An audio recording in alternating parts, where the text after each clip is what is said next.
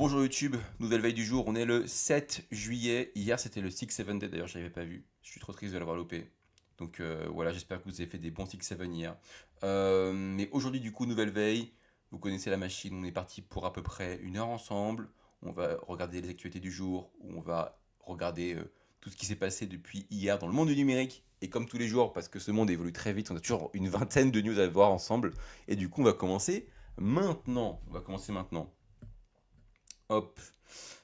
On commence maintenant par cette petite news que j'ai chopée qui je trouvais assez... le titre m'a pas mal marqué.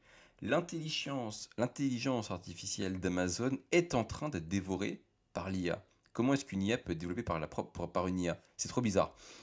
On va lire ça ensemble parce que ça m'intéresse énormément. Alors, à la fin du XVIIIe siècle, l'inventeur hongrois Wolfgang von Kempelen construisit ce que beaucoup de ses contemporains crurent être la première machine véritablement intelligente. Ah oui, le fameux Turc automate. On découvrit plus tard qu'il s'agissait d'une supercherie. Un maître d'échecs prenait place à l'intérieur. Bon, je connais cette histoire, je vais pas la lire. Le nom Mechanical Turk était donc tout à fait approprié pour le premier site web grand public rémunérant des travailleurs indépendants pour des tâches numériques répétitives qui ne pouvaient pas encore être automatisées, comme la transcription de fichiers audio, l'identification d'objets sur des sites d'images satellites et la vérification des coordonnées de restaurants. Lancé par Amazon en 2005 et plus communément appelé MTurk, MTurk verse aux travailleurs de petites sommes de quelques centimes à quelques dollars pour la réalisation d'une tâche humaine. Ce site a également ouvert la voie à des plateformes de freelancing comme Fiverr et Upwork. Ah, je connaissais pas ce site, c'est marrant. Le fondateur d'Amazon, Jeff Bezos, a décrit Mechanical Turk comme une intelligence artificielle. Depuis son lancement, cependant, l'intelligence artificielle véritable a rapidement pris de l'avance, de même que les algorithmes de jeux d'échecs tels que Deep Blue, IBM, etc. Il n'est donc guère surprenant qu'Amazon semble entamer la fermeture de son service MTurk, vieux de 21 ans. Ah putain, d'accord, c'est pour ça qu'ils en parlent. Le 30 juin, Amazon a discrètement ajouté une mention sur le site web de MTurk. Amazon Mechanical Turk sera fermé aux nouveaux clients à compter du 30 juillet 2026, a écrit l'entreprise. Les utilisateurs actuels ne seront pas concernés par ce changement. Dans une autre annonce figurant dans le guide du développeur pour SageMaker AI, la plateforme de création d'IA d'Amazon Web Services a ajouté, AWS du coup, a ajouté qu'elle continue d'investir dans l'amélioration de la sécurité et de la disponibilité de Mechanical Turk, mais nous ne prévoyons pas d'introduire de nouvelles fonctionnalités. Autrement dit, il semblerait que les utilisateurs actifs de MTurk puissent continuer à utiliser la plateforme après la date limite. Cependant, compte tenu de l'évolution rapide de l'automatisation pilotée par l'IA, il est probable que le nombre de tâches disponibles sur la plateforme et donc sa rentabilité potentielle pour les travailleurs indépendants diminue. Amazon n'a pas immédiatement répondu à notre demande de précision. Ok. Ces dernières années, les chercheurs universitaires qui utilisaient autrefois MTurk pour mener des enquêtes ont massivement abandonné la plateforme, notamment en raison de la présence croissante de robots d'IA se faisant passer pour des participants humains. L'annonce de la fermeture des inscriptions à MTurk sur Amazon a suscité chez certains internautes un mélange de nostalgie et d'acceptation et de l'inévitable. Personnellement, c'est une fin douce amère, écrivait un utilisateur de Reddit. Je ne connaissais pas cette plateforme. C'est ouf. C'est marrant. En vrai, je me la mets de côté. Je pense pas que ce sera dans la veille finale. Mais je me dis que ça pourrait être pour moi un sujet de vidéo par contre. Parce que c'est une plateforme que personne ne connaît en France, mais qui ferme et qui était ultra importante. Et voici ce qu'elle faisait. Je trouve que c'est super cool comme sujet de vidéo par exemple, pour vous faire découvrir quelque chose. Ok, intéressant. Attends, je vais essayer de prioriser des news un peu plus. Ah, Reddit. Reddit utilise des LLM, donc des IA, pour résoudre un problème que les IA ont en grande partie créé. Alors là, j'aime bien ce genre de titre un peu clickbait. Il est plus facile que jamais pour les personnes mal intentionnées de diffuser du spam sur Internet grâce à l'accès aisé aux puissants modèles de langage à grande échelle. Si vous avez passé ne serait-ce que 10 minutes sur Internet ces dernières années, vous savez que le spam et les contenus automatisés sont devenus un problème encore plus grave qu'auparavant. Sur Twitter, c'est tout particulièrement visible. Reddit, j'imagine que aussi, parce que c'est une plateforme très conversationnelle, on va dire. Reddit affirme avoir développé des outils avec des modèles de langage pour réduire le spam, alors même qu'une grande partie de ce spam a été créé à l'origine avec des IA. C'est un peu ironique, mais à l'ère de l'IA, les plateformes n'ont d'autre choix que de combattre le mal par le mal. Ce qui est marrant, c'est que dans Cyberpunk, j'ai déjà parlé de ça, du mur noir. Euh, En gros, les IA ont été bannies du monde et en fait, elles ont toutes été, on va dire, confinées dans un recoin d'Internet qui sépare Internet et le coin des IA par un grand mur noir, en gros. Et ce mur noir est en fait lui-même une IA qui combat les IA, en fait. Et du coup, c'est marrant parce que ça rejoint un peu ce truc-là. Voilà, ça me fait rire. Selon la plateforme Reddit, Reddit bloque 23 millions de vues de spam par jour et intercepte environ 25 000 nouveaux messages et commentaires indésirables chaque jour. 25 000, à mon avis, c'est assez peu. Parce que le spam généré par IA, il y a beaucoup plus, hein. Les plateformes sociales développent depuis des années des outils automatisés de réduction du spam, mais Reddit affirme que ces outils mis à jour détectent le spam plus efficacement. Nous utilisons des modèles linéaires à long terme pour détecter les schémas subtils et coordonner des faux comportements de surenchère artificielle que les anciens systèmes ne parvenaient pas à déceler. L'entreprise affirme avoir réduit l'exposition des utilisateurs au spam de 20% entre janvier et mars par rapport aux 3 mois précédents. Ok, ça c'est intéressant pour le coup, je vais mettre dans ma veille à coup sûr. Hop. 25 000, ça paraît rien. Bah ouais, je me dis par rapport à l'ampleur de publication qu'il doit y avoir.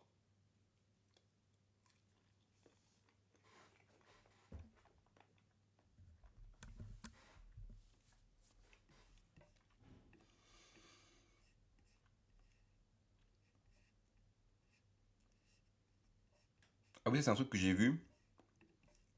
Ce serait pas dans ma veille, mais j'ai trouvé ça marrant. Oubliez les séries. Cette application iOS gratuit lie vos entraînements à la survie. Qu'est-ce que c'est cette histoire? En gros, je crois que tu gères une ville et en fait, si tu fais des exercices physiques tous les jours, ta ville elle augmente et elle change. Je crois que je vais, je crois que je vais télécharger ça pour le coup. Vous avez toujours rêvé que votre entraînement sportif ait un enjeu plus important que de simplement boucler un anneau. Une nouvelle application iOS, Lightson, relie votre activité quotidienne à la survie d'une ville virtuelle qui ne reste illuminée que si vous continuez à bouger. Je vais être très client de ça aussi, hein. Lors de la configuration initiale, l'application vous attribue une ville peuplée, ce qui réduit la demande énergétique. Une courte promenade suffit à couvrir les besoins quotidiens, mais à mesure que la ville grandit et que de nouveaux habitants s'y installent, il vous faudra fournir davantage d'efforts pour maintenir l'alimentation. Si vous ne parvenez pas à satisfaire la demande pendant une période prolongée, la ville est plongée dans le noir et ses habitants commencent à déménager. Aïe aïe aïe aïe aïe. Ah, je veux ça, hein. Au-delà de ce mécanisme principal, vous pouvez ajuster les taux d'imposition des habitants pour accumuler des crédits, lesquels peuvent être utilisés pour améliorer les infrastructures. L'énergie excédentaire produite peut également servir à financer des extras comme feux d'artifice pour les plus grands bonheurs des citoyens. Oh là là, incroyable! No man, on aurait dû coder ça, nous. Dans un récent message sur Reddit, le développeur de Lightson explique avoir créé l'application pour mieux suivre ses entraînements avant de décider de le rendre accessible à d'autres utilisateurs. L'application est gratuite, sans publicité ni achat intégré. Oh là là, c'est un dieu vivant. Vous pouvez donc l'essayer sans engagement. Selon le développeur Lightson, ne nécessite aucune connexion internet. Toutes les données restent sur l'appareil, tout est traité localement et aucune inscription n'est requise pour commencer à construire une ville. Mais c'est magnifique. C'est magnifique. Je vais le partager dans ma veille, même si c'est pas. Même si c'est pas. Ce sera dans la partie un peu autre et tout là. Et ça, sachez que ça, c'est installé après le stream, les amis, hein. Juste après le stream, hein. C'est sûr et certain, hein.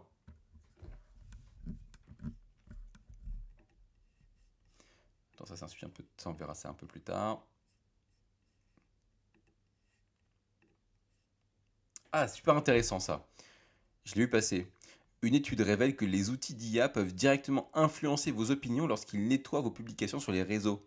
Une nouvelle étude a révélé que les outils d'IA orientent systématiquement les publications sur les réseaux dans une direction particulière, même lorsque l'on demande de préserver leur sens original. En gros, ouais, je vais vous lire le truc, vous allez comprendre. Si vous avez récemment utilisé un outil d'IA pour rédiger une publication sur les réseaux, vous avez peut-être obtenu bien plus qu'une simple correction grammaticale. Une nouvelle étude menée par l'Oxford Internet Institute et le Hasso-Plattner Institute a révélé que les modèles d'IA peuvent orienter le ton d'une publication vers un camp ou l'autre dans un débat, même lorsqu'on demande de ne pas modifier le sens. C'est trop intéressant. L'étude, intitulée La communication médiatisée par l'IA peut orienter l'opinion collective, a utilisé des grands modèles de langage de plusieurs fournisseurs pour réécrire des publications rédigées par des humains sur des sujets controversés. De manière générale, les résultats ont montré une tendance cohérente.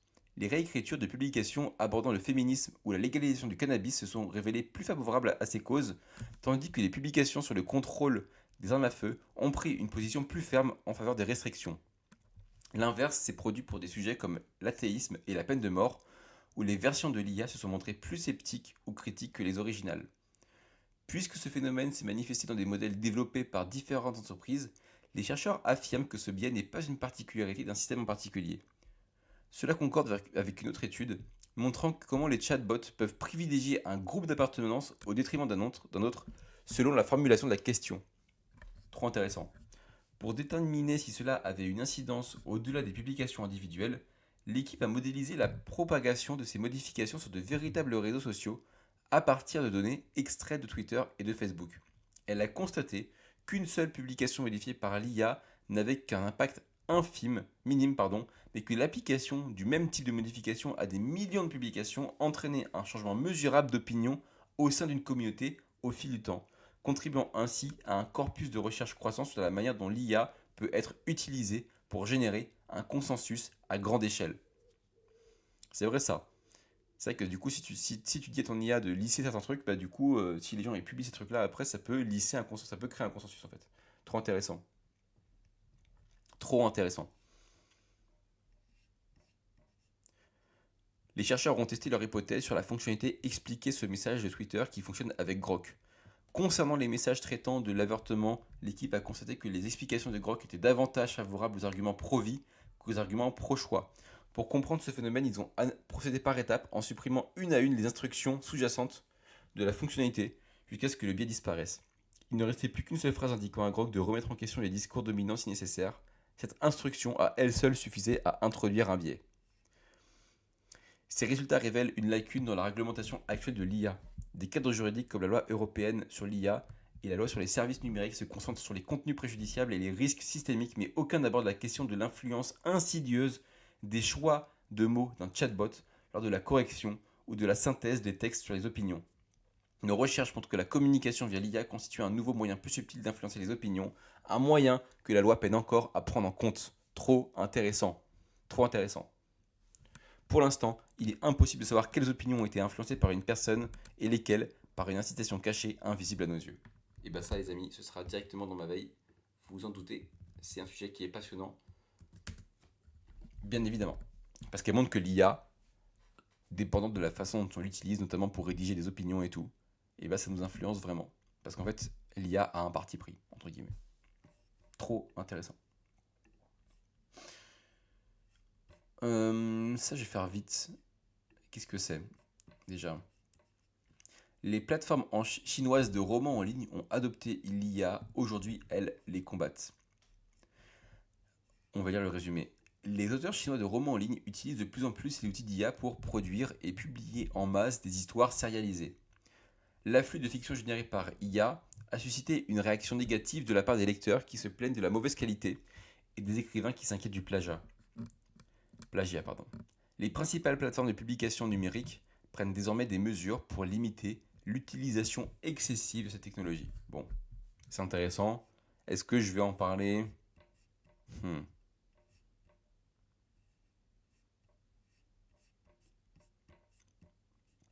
Est-ce qu'on a des chiffres? C'est ça que je cherche. Il a publié une nouvelle qu'il a écrite avec DeepSeek, un gars là, et il a été lu plus de 5500 fois en 10 jours, ce qui sur ces applications-là est quand même quelque chose qui est important quoi. Aussi mauvaise que soit l'écriture de l'IA, a déclaré Sheng, elle fait un meilleur travail que moi. Ouais, c'est terrible.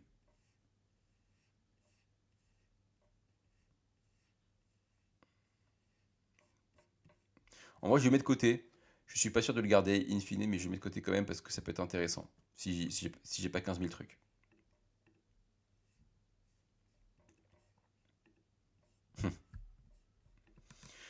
Une entreprise de Cambridge lève 7 millions de livres sterling pour transformer les jeux vidéo en données d'entraînement pour l'IA.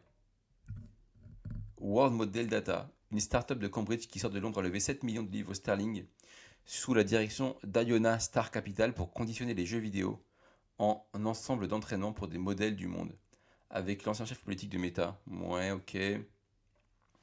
La dernière génération d'IA a appris à décrire le monde. La prochaine doit apprendre comment le monde lui résiste. Une startup de Cambridge pense que la réponse se trouve dans les jeux vidéo. Hmm. Ok, on va lire ça. Tac, tac, tac. L'objectif est une nouvelle forme d'IA appelée modèle du monde. World Model, il s'appelle ça. Alors qu'un chatbot réagit à un texte, un World Model tente de prédire comment un environnement évolue lorsqu'on interagit avec lui. Ah, super intéressant. Super intéressant ça, parce que c'est un autre type d'IA pour le coup. Cela exige un type de données particulier, une action et sa conséquence alignée image par image. En gros, il faut apprendre à ton modèle que par exemple, si tu... Imaginons que tu es dans le monde réel, si tu prends un objet et que tu le lâches, il tombe. Bah ça, en fait, il faut qu'il le comprenne, ton modèle. Qu'en fait, quand tu lâches un objet, il y a la gravité qui tombe. En gros. Les jeux vidéo enregistrent précisément cela. World Model Data acquiert des licences pour les séquences vidéo et les données moteurs des jeux développés sur Unreal et Unity, qui sont des moteurs de jeu, hein, au lieu de les connecter sur le web. L'entreprise regroupe ensuite la vidéo, les entrées du joueur, etc. Bon, ça, on s'en fout. L'argument principal repose sur un chiffre 1 million d'heures de données de jeu d'ici fin 2026. Ok. En fait, ils sont en train de construire une base d'entraînement en fait. En fait, je connaissais pas ces modèles-là, du coup, je pense que c'est intéressant d'en parler. Mais ça reste quand même un peu technico-technique l'article, quoi. Bon, c'est quand même. Il parle d'une levée de fonds et tout, c'est super, hein, mais bon. Apple accusé d'avoir siphonné YouTube pour son IA. Hmm. Trois chaînes YouTube ont porté plainte début avril contre Apple. L'entreprise est accusée d'avoir enfreint le DMCA en accédant et en siphonnant illégalement des vidéos pour entraîner ses modèles d'IA. Les plaignants sont EE Productions, Mr. Short Game, Golf et Golfolix, dont les vidéos comptabilisent des millions de vues et d'abonnés, comme le rappelle MacRumors.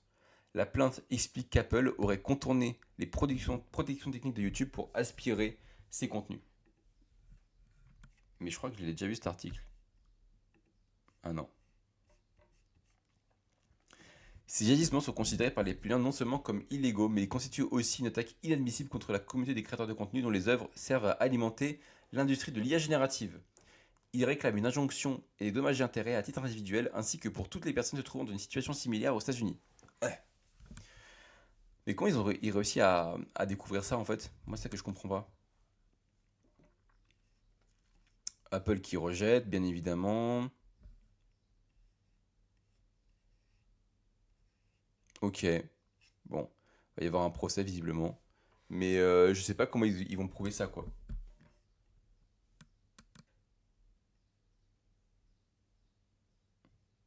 J'arrive pas à savoir comment est-ce ils ont réussi à prouver ça, en fait, moi. Et c'est ça qui m'intéresse le plus, en fait.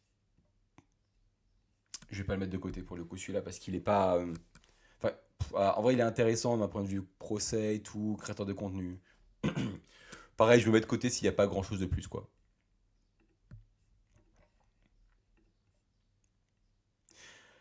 Renforcer les pouvoirs du régulateur de la City pour mieux protéger les consommateurs britanniques contre l'IA, selon un organisme de surveillance. Une nouvelle proposition de défense des consommateurs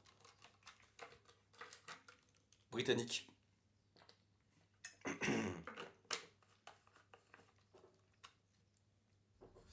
J'ai aucune idée de ce que c'est, mais en fait, je me dis toujours, c'est toujours intéressant d'aller voir un peu ce qui se passe du côté des législateurs un peu partout dans le monde.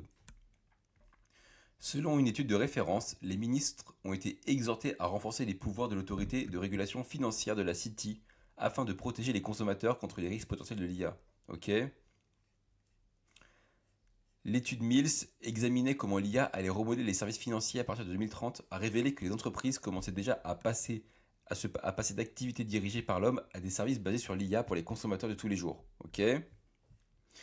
L'étude a révélé que cette mesure pouvait aider les clients et rendre les conseils financiers plus accessibles aux ménages à faible revenu, mais qu'elle augmentait également le risque de fraude, de cybermenaces et de préjudice pour les consommateurs. Ah, c'est par rapport aux trucs financiers en fait.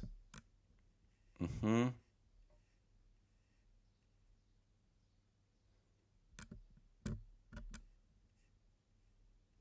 Ok, bon.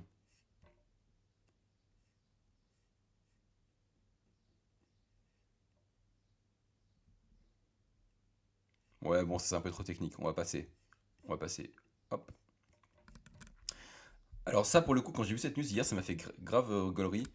TF1 va lancer des jeux vidéo inspirés de ses émissions les plus célèbres. C'est quoi cette histoire? Rodolphe Belmer était au micro de Soft Power sur France Culture le 28 juin, quand le studio de GTA 6 est tombé sur la table. Le PDG de TF1 a souri, précisé que le budget de production de jeux Rockstar se comptait en centaines de millions, bien au-delà de ce que son groupe pouvait aligner. Il a ensuite lâché l'information: TF1 travaille sur le développement de petits jeux autour de ses franchises. Bah, ils ont raison, hein. Ils ont raison, hein. Moi j'y crois, hein. Le jeu vidéo ne sert pas à vendre. Ok. Aucun titre avancé à l'heure actuelle. Ah, après, Ah, et après, c'est que des statistiques. Bon. En gros, la seule information intéressante, c'est vraiment là, quoi. Tout le reste, c'est que des supputations. Après, ça a déjà été fait, hein. Oui. Secret Story sur DS, koh aussi. Ah, moi, j'avais koh sur DS, c'était tellement nul, putain. J'ai jamais réussi à faire l'épreuve des poteaux. C'était impossible. Impossible à faire. Le pavé tactile ne marchait pas du tout. C'était un enfer.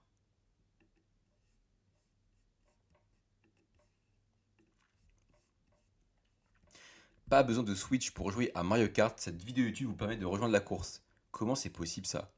Une vidéo YouTube qui te permet de jouer à Mario Kart, je trouve que c'est trop intéressant, je veux découvrir c'est quoi le système. Deux créateurs ont trouvé un moyen de transformer YouTube en bien plus qu'une simple plateforme de streaming vidéo. Il est désormais possible de jouer à Mario Kart directement sur la plateforme. Atlas Arcade et Animated Subtitles ont créé une vidéo interactive réalisée par des fans permettant aux utilisateurs d'ordinateurs de bureau de parcourir la route arc-en-ciel à l'aide du clavier. D'une durée d'à peine plus d'une minute, je propose une version simplifiée du jeu de karting classique, mais la prouesse technique qu'il recèle est bien plus intéressante qu'il n'y paraît. Il s'agit d'un jeu Nintendo officiel, ni d'une simple adaptation de Mario Kart pour navigateur. C'est une vidéo YouTube transformée en jeu vidéo, et c'est peut-être encore plus génial. L'expérience exploite la fonctionnalité vidéosphérique à 360 degrés de YouTube qui permet aux spectateurs de se déplacer autour de la vidéo au lieu de fixer une image fixe. Ah.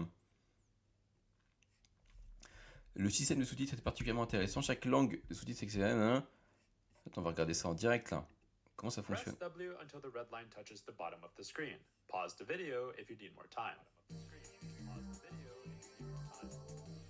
Ah, en fait, tu dois toucher.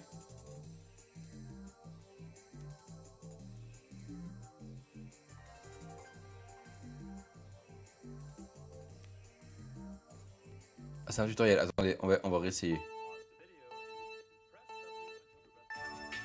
Ah! Qu'est-ce qui se passe? Attendez, c'est très perturbant. Ah, parce que la vidéo s'est lancée de l'autre côté. Putain, j'avais pas vu.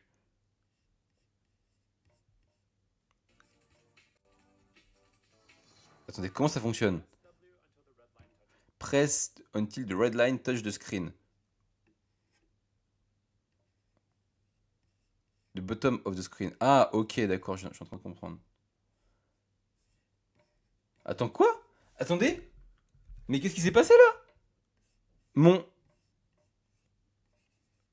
Ma souris, elle est sur mon iPad? Ma souris est sur mon iPad? Parce que j'ai collé mon iPad à côté de mon PC, mon. Mais comment je fais pour revenir? Comment je fais pour revenir? Ah, c'est bon, c'est revenu. Putain, mais c'est truc de fou, je savais pas que ça faisait ça. Putain, trop drôle. Tu peux vraiment changer ton iPad en second écran. Alors ça, pour le coup, c'est nouveau. Mec, tu découvres ça sur Apple? Bah ouais. Bah ouais.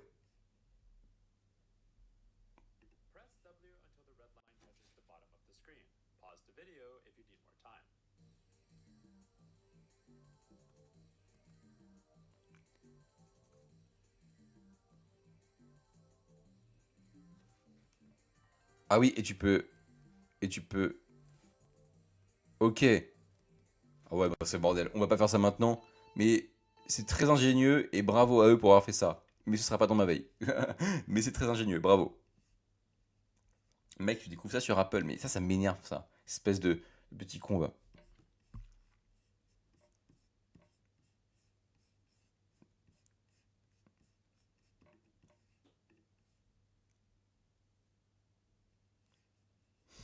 En matière de consommation d'énergie, les agents IA pourraient faire passer les chatbots pour de simples calculatrices de poche.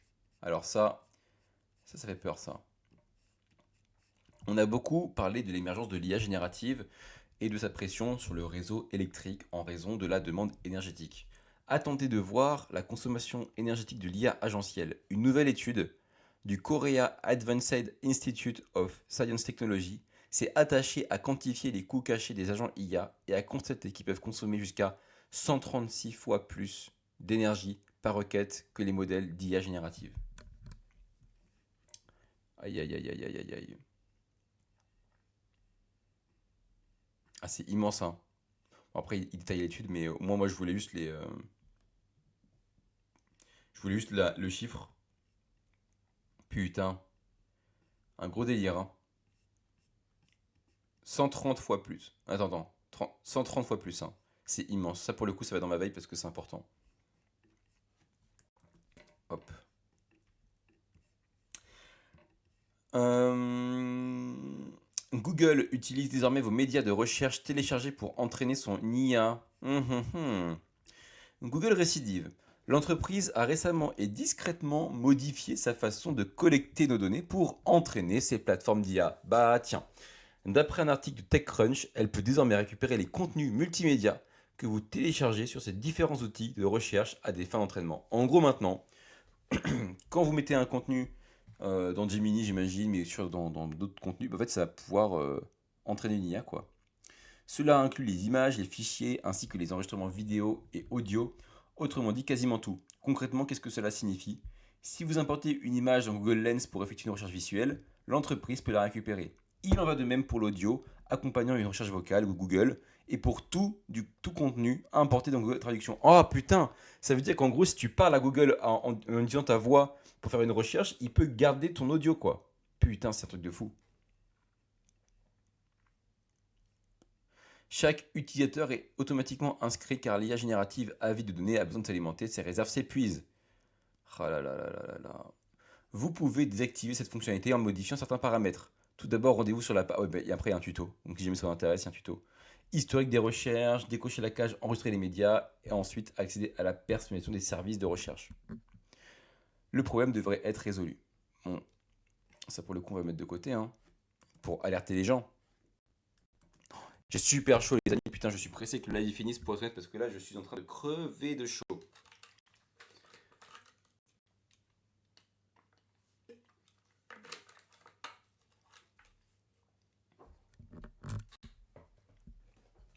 Mais il nous reste pas non plus 15 000 trucs à avoir, donc voilà.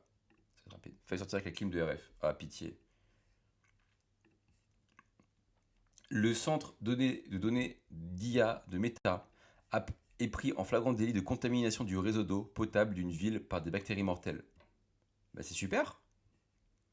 Face à l'exaspération croissante du public contre les centres de données d'IA, il suffit d'un seul mauvais voisin pour que tous les centres de données de la ville soient bloqués.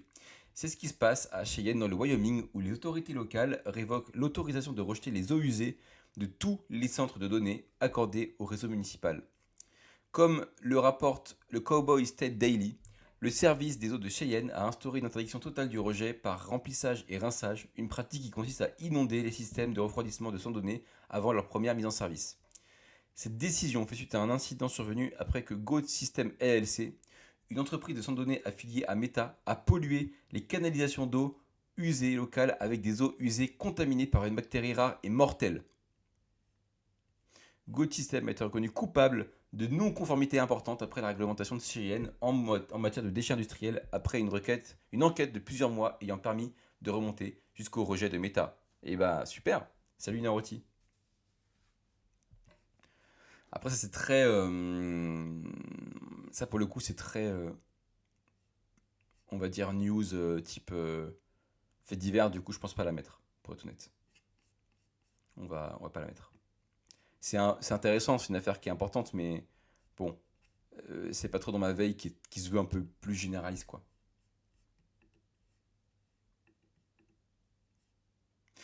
L'obsession mondiale pour le film Obsession vient de franchir une nouvelle étape importante.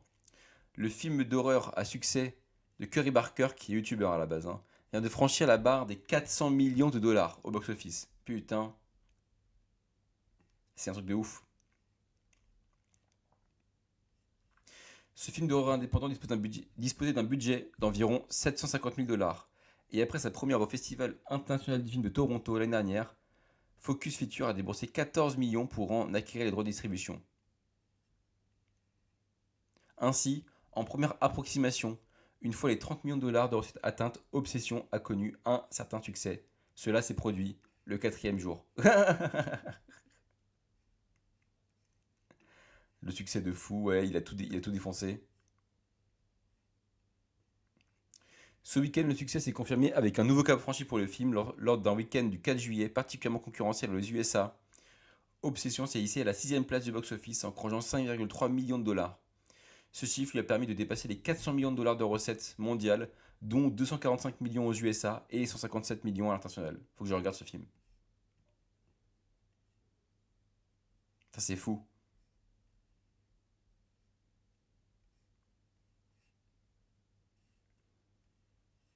400 millions de dollars alors qu'il a coûté moins d'un million de dollars à produire, hein. C'est dinguissime. Obsession figure désormais dans le top 15 des films d'horreur les plus rentables de tous les temps. Ok. Et dedans, il y a du Beetlejuice 2, Sixième Sens. Ah, Sixième Sens, c'est considéré comme un film d'horreur.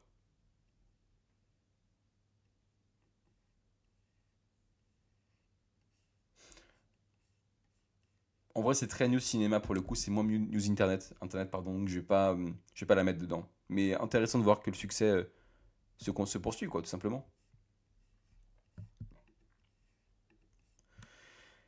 Des youtubeurs ont aidé les autorités fédérales à démanteler une escroquerie de 65 millions de dollars visant des personnes âgées. 30 personnes ont été inculpées. Putain, c'est un truc de fou ça. Les youtubeurs qui font des enquêtes deviennent de plus en plus importants. Plus de 30 personnes ont été inculpées dans une affaire de blanchiment d'argent de 65 millions de dollars ciblant des personnes âgées à travers les USA avec l'aide des youtubeurs à l'origine des chaînes Scammer Payback et Trilogy Media. C'est comme si Micode là, il aidait l'État à démanteler un truc en fait. Ok, ils ont aidé les forces de l'ordre fédéral à identifier plusieurs accusés et à découvrir la structure du complot. Mhm. Un réseau criminel. Mais moi, je veux savoir comment ils ont fait.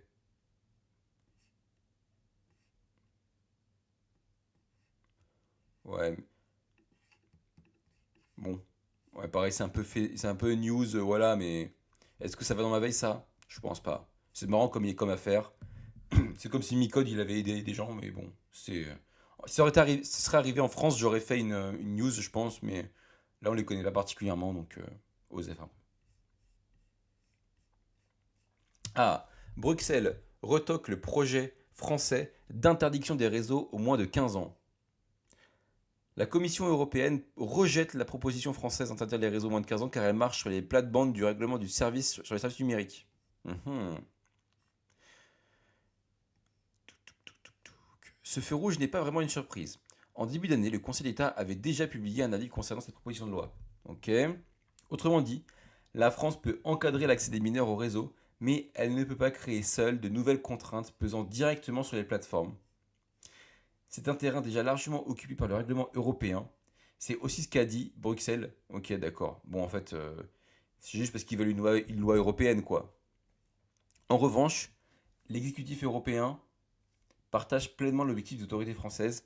Les mineurs doivent être mieux protégés en ligne. Non, non, non, non, non, non, ok. Bon,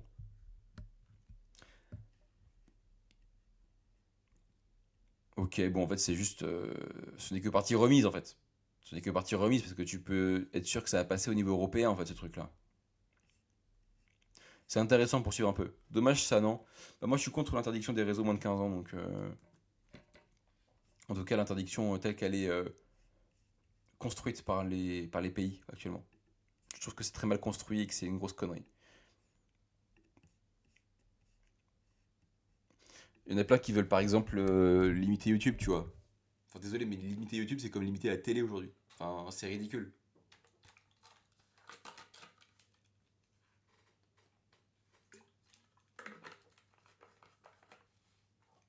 Ah, Twitter souhaite que vous fassiez vous-même du montage vidéo et cela commence par les sous-titres et les arrière-plans personnalisés. Twitter, ils essayent de faire un peu de la vidéo en ce moment, mais bon, leur outil, il pue un peu la merde, quoi. Twitter offre aux créateurs iOS une raison de plus de ne plus avoir recours à des applications tierces pour peaufiner leurs vidéos.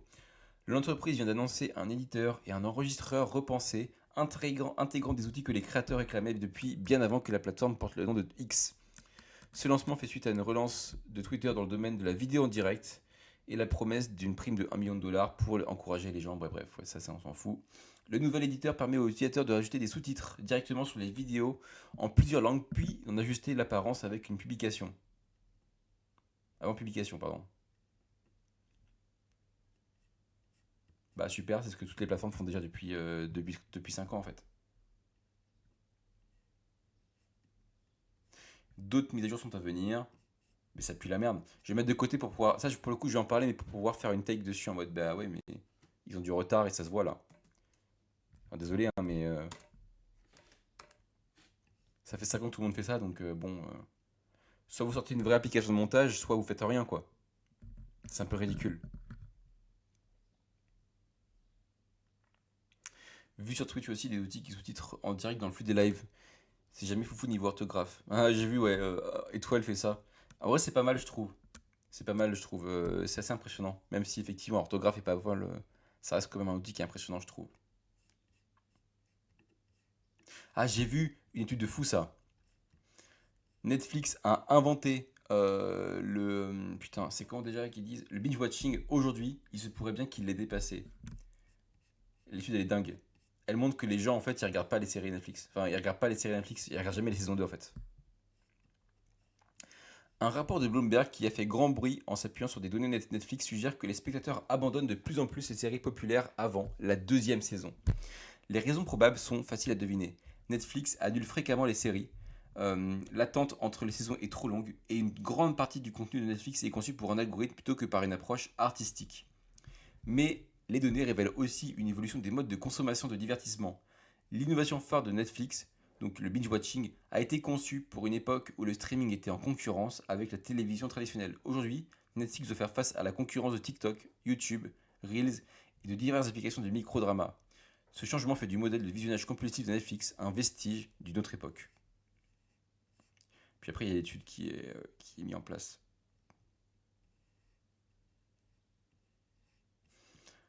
TikTok, on voit qu'il se rapproche de Netflix en termes de temps passé. Bon, après, l'étude, elle est marrante, mais voilà. Ah, c'est marrant, ça. Netflix a même reconnu cette menace existentielle en procédant en avril à une refonte de son produit qui a ajouté un flux de type TikTok basé sur le contenu Netflix. Là où Netflix se trompe avec son flux, c'est qu'il est toujours présenté comme un outil pour trouver du contenu à regarder, plutôt que comme du contenu en lui-même. Ouais, mais moi je pense que ça va finir par arriver ça. Et bonne journée, Nomans, pardon. Il y a le feed série terminé dans le barre de recherche. Je sais pas. Moi, je pense qu'ils vont finir par investir des contenus courts Netflix, mais que ça va prendre du temps. Mais il faut qu'ils le fassent, s'ils veulent continuer à survivre, malheureusement.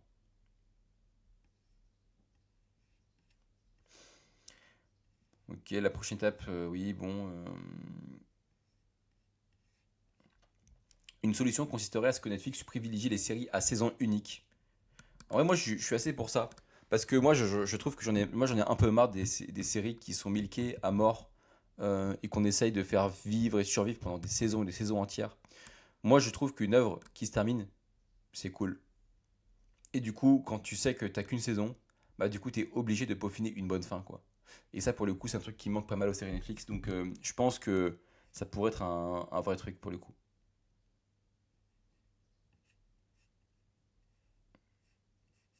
Moi, je mets ça de côté quand même, c'est intéressant. Pour la partie média.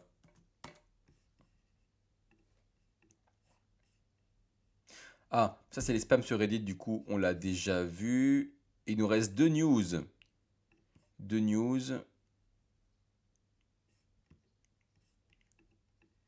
Dans l'Illinois. Qu'est-ce qui se passe dans l'Illinois? L'Illinois sévit contre les entreprises d'IA. Ça m'intéresse parce que moi, moi j'aime bien voir toujours ce qui se passe dans le cadre législatif dans d'autres pays parce que ça te permet de t'inspirer en fait potentiellement en France. Lundi, le gouverneur de l'Illinois a promulgué la loi sur les mesures de sécurité en matière d'IA, dotant ainsi cet état du Midwest de la réglementation la plus stricte jamais conçue pour protéger ses citoyens des risques posés par le pouvoir croissant des entreprises pionnières en matière d'IA. Alors à quoi est ça cette loi?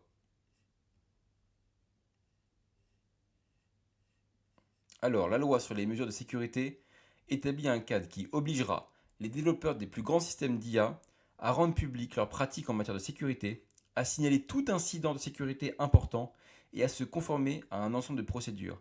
Elle crée également un canal permettant aux lanceurs d'alerte travaillant au sein des laboratoires d'IA de signaler en toute sécurité leurs préoccupations en matière de sécurité sans crainte de représailles. Alors ça c'est super intéressant de créer un canal pour les lanceurs d'alerte. Je trouve ça super intéressant pour le coup. C'est une très très bonne idée ça, hein. C'est une très très bonne idée, mais j'aime beaucoup. Une grande partie de la loi est conforme aux législations, mais déjà adoptées par des États, ok. Mais il est le seul État à exiger que les systèmes d'IA fassent l'objet d'audits de sécurité réguliers et indépendants menés par des tiers. C'est trop bien ça. Cette obligation s'appliquera à toute entreprise d'IA réalisant un chiffre d'affaires supérieur à 500 millions de dollars. Et bien le cadre légal, il est trop bien. Bravo les Illinois. C'est pour ça qu'il fallait que je lise cet article en fait. C'est trop intéressant. Saluée par de beaucoup d'organisations militantes critiques de l'IA, elle bénéficie également du soutien des entreprises qu'elle est censée réglementer. Ah bon? OpenAI et Anthropic ont tous deux appuyé le projet de loi. Ok, c'est vraiment pour montrer pas de blanche, hein.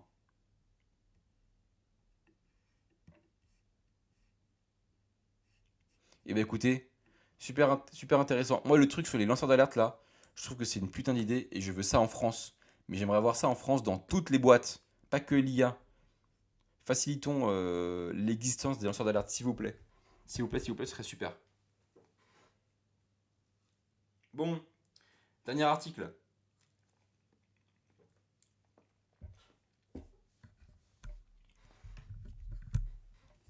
On va voir que Elon Musk a pris cher.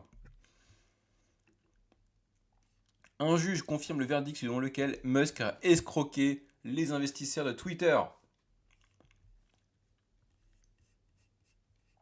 En gros,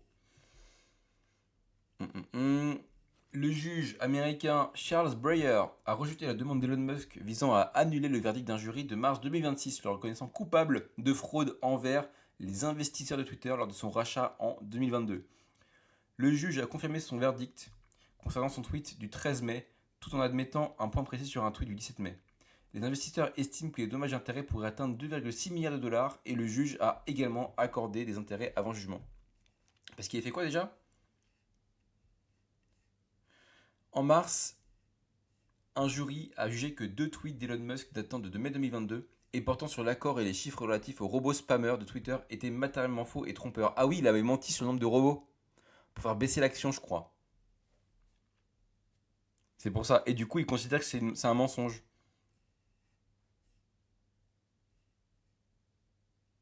Ok. Bah écoutez. Ouais, en fait, il a essayé de mentir sur les robots et tout pour faire baisser les prix des actions, je crois, un truc comme ça.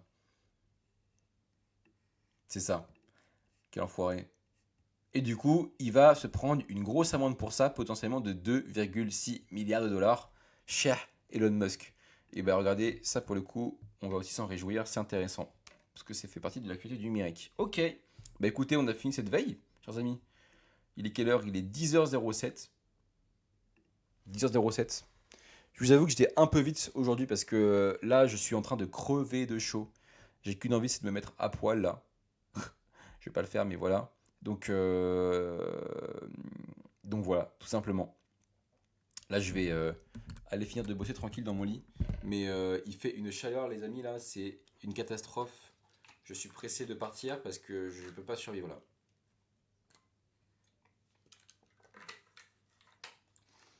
Je vais mettre full ventilateur dans ma gueule, ça va me faire du bien. Écoutez, j'ai rien de plus en particulier à vous dire, hein. La veille est finie. Bon courage à tous ceux qui auront de la chaleur aussi de ouf aujourd'hui. La VOD sera sur YouTube au courant de la journée. Et voilà.